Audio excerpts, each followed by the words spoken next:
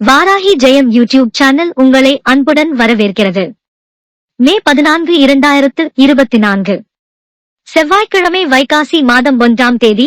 வாழ்வை வளமாக்கும் விஷ்ணுபதி புண்ணிய காலத்தை தவறவிட்டு விடாதீர்கள். உங்கள் வாழ்க்கையில் கடுமையான கஷ்டமா, கொடுமையான வாழ்க்கையா, பெரும் நஷ்டம், கடனா?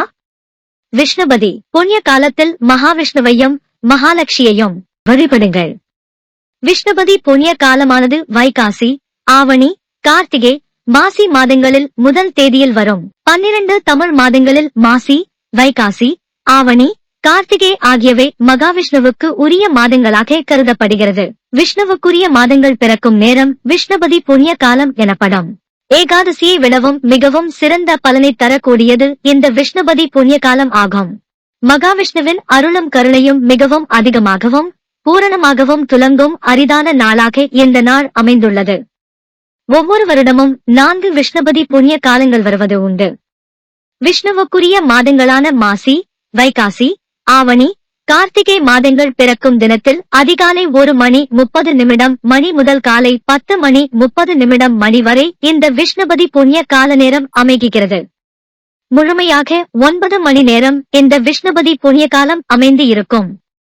மே 14, 2024 வைகாசி மாதம் பிறக்கும் நாளில் அதிகாலை 1:30 மணி முதல் காலை 10:30 மணி வரை முழுமையாக 9 மணி நேரம் இந்த விஷ்ணுபதி புண்ணிய கால நேரம் அமைகிறது. இந்த விஷ்ணுபதி புண்ணிய காலத்தில் நாம் மகாவிஷ்ணுவையும் மகாலட்சுமியையும் மனதார வழிபட்டு நமது எல்லா தேவைகளையும் வேண்டுதல்களையும் கூறி பிரார்த்தனை புரியலாம். நாளை உங்கள் வீட்டுக்கு அருகில் இருக்கும் பெருமாள் கோவிலுக்கு சென்று கொடி மரத்தை நமஸ்காரம் செய்து 27 உதிரி பூக்களை கையில் வைத்துக் கொண்டு 27 முறை பிரகார வலம் வாருங்கள்.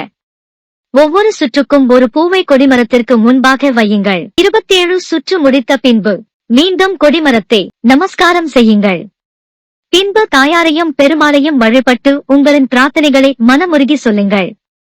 உங்களின் நியாயமான கோரிக்கை எதுவானாலும் அடுத்த ஆவணி, கார்த்திகை, மாசி மாதங்களில் முதல் தேதி வரும் 3 விஷ்ணுபதி காலம் முடிவடைவதற்குள் நிறைவேறியே தீரும். மகாவிஷ்ணுவின் அருளும் கருணையும் மிகவும் அதிகமாகவும் பூரணமாகவும் துலங்கும் அரிதான நாளாக இந்த விஷ்ணுபதி புண்ணிய கால நாள் அமைந்து உள்ளது. ஸ்ரீ லக்ஷ்மி நாராயணனின் பூரண அருளைப் பெற நாளைய விஷ்ணுபதி புண்ணிய காலத்தை நல்லபடியாக பயன்படுத்திக் கொள்ளுங்கள். நன்றி, வணக்கம்.